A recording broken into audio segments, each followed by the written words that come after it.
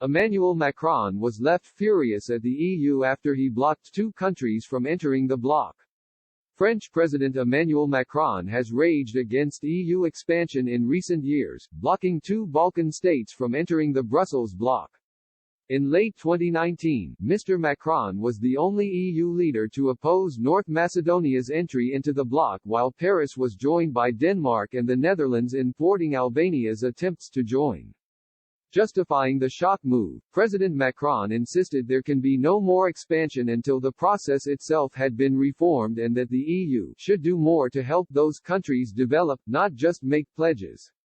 Mr. Macron's hardline stance on expansion showed some signs of softening last February when Brussels planned to make changes in order to appease the French president.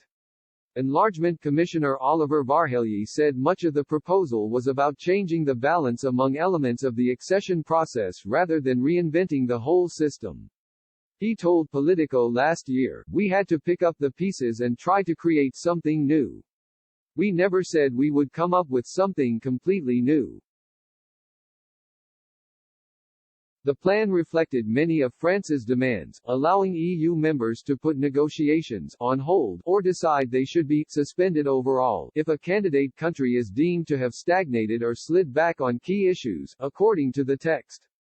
The reforms were targeted at Balkan states amid concern over the rule of law and the economic state of the countries attempting to join.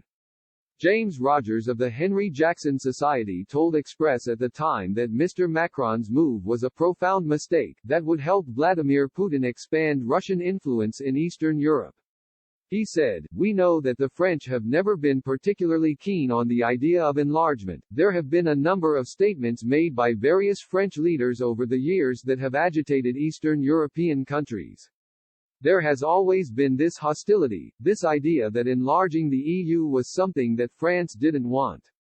France doesn't see the Balkans or Eastern Europe as a whole as a priority, and therefore it is trying to claw the EU away from further enlargement.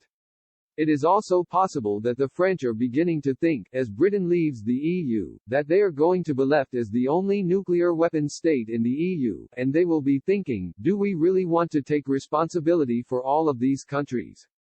I think the idea that enlargement is something to be avoided is a profound mistake. It is allowing these vacuums to be left wide open like seen in Ukraine and Moldova. This invites hostile actors like the Russians.